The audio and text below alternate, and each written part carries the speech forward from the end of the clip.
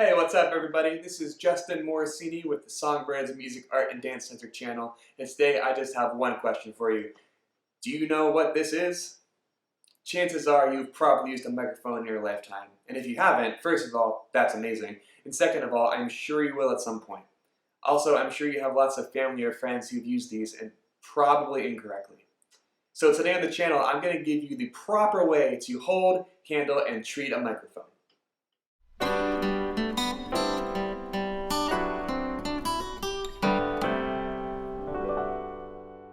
So this list isn't in any particular order. However, I will say that this first point is very near and dear to my heart. And that is, please never, ever, ever tap or hit or strike or abuse a microphone to test to see if it's working or not. You'll see so many people grab a mic and they just do this to see if it's on. Granted, most people lead by example and no one really talks about microphone techniques, so I think most people assume it's okay. I know that I did a long time ago before I learned the right way to do it. Essentially, inside a standard microphone like this, and this is a vocal microphone, there's a very small and fragile piece called a diaphragm. If you have air that is pushed from your hands as the tapping happens and it hits that diaphragm, it might cause the diaphragm to rupture, break, or get damaged. And if that happens, you're really looking at a replacement microphone. You probably know that these aren't the cheapest things in the world. And anytime that someone taps it or breaks it, it really increases the risk of breaking that diaphragm.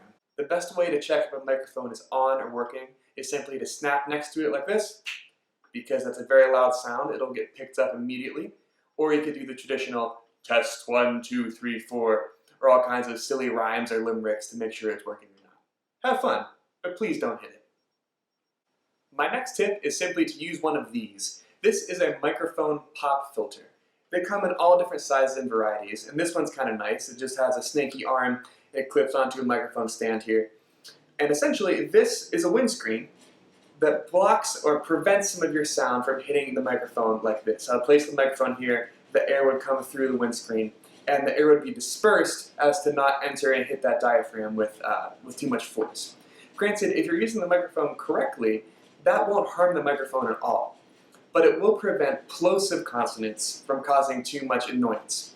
Plosives are consonants like P's and B's. That happens when you have pressure built up behind your lips. It's for why we can say the word potato like that.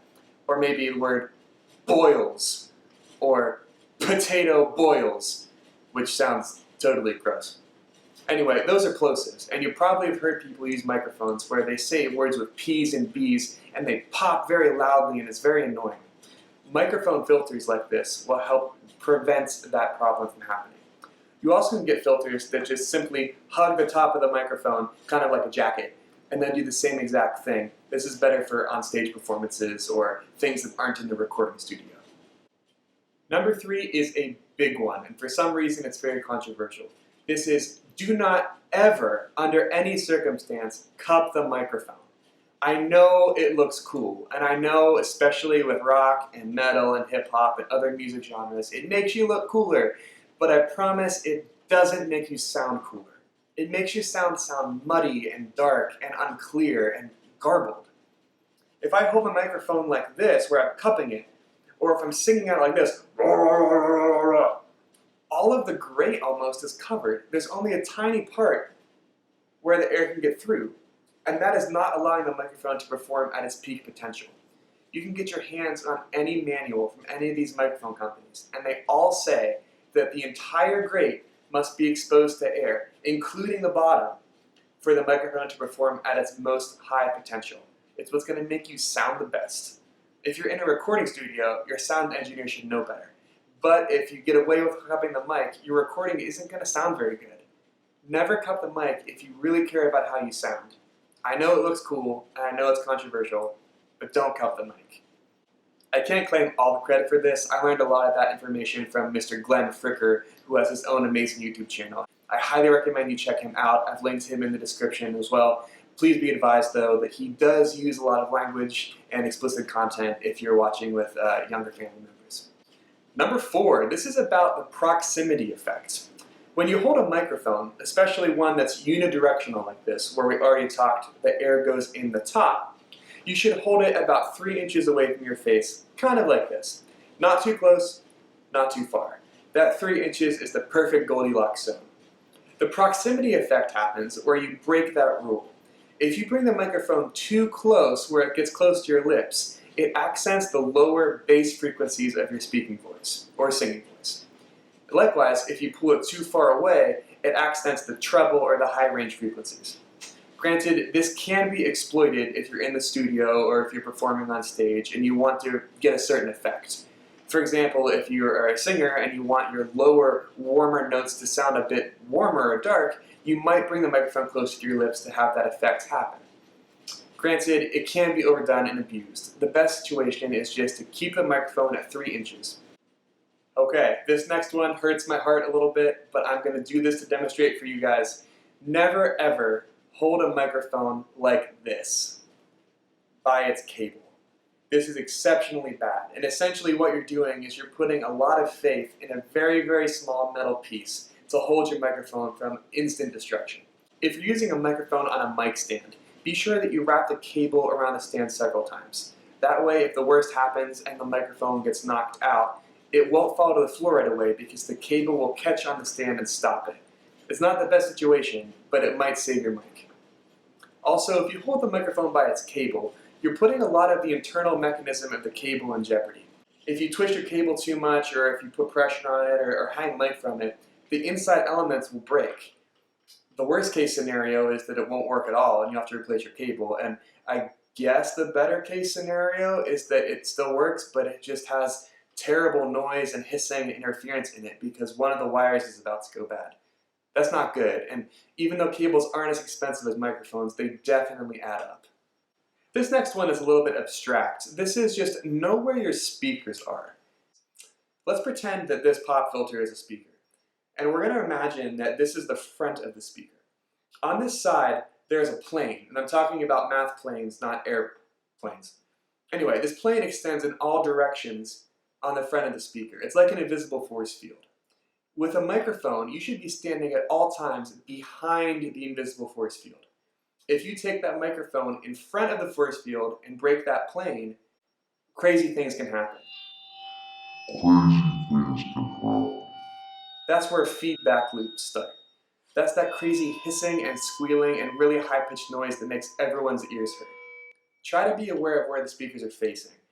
This might be tricky if the person who set them up doesn't really know how the planes work. But do your best, and at all times try to stay behind that plane. This next point kind of goes without saying, but it's just use your ears. We were all born with these two amazing, compact, really high-tech, and very efficient audio devices inside our skulls, and use them. If you're using a microphone and something sounds too loud or too quiet, or there's all kinds of weird plosives or noise happening, it probably is. Try to actively listen while you're using it and make sure that you're doing your best to prevent problems on the front end.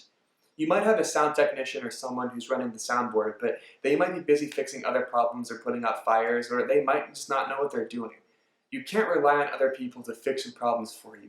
Be an active participant and try to use your ears to adjust problems before they happen. This next one will be fun. This one is to beware of sibilance. Sibilance is a fancy word for that annoying S sound, which kind of happens to get picked up a lot on microphones. There's not a lot you can do about sibilance when you're speaking or performing. Just be aware of it. If you are actively listening and you hear your sound has a lot of that annoying S hiss, just try to pronounce it a little bit less and be aware of your S consonants. Lastly here, this is a no-brainer as well, but make sure the equipment is turned on. If you have a microphone issue, like there's not any sound being produced, or the sound doesn't sound right, or there's interference, or there's a lot of things that can go wrong. But a lot of times when something does go wrong, it's something that is easily overlooked. It's something that never should have happened in the first place. Triple check to make sure everything is turned on and that all of your connections are right. This will save you time and frustration, because if you immediately start to unplug wires and try to figure out what went wrong, it might have just been as easy as flipping the on switch. Thank you guys so much for watching. I hope you enjoyed this video on how to properly handle and treat a microphone. Please tell everybody that you know so that we prevent some microphone damage and microphone deaths in the future. As said before, I've linked website, blogs, and everything that I've mentioned in this video today in the description above. Please comment on this video, ask any questions you might have, and don't forget to subscribe to our channel. We'll see you guys on the channel soon with brand new content.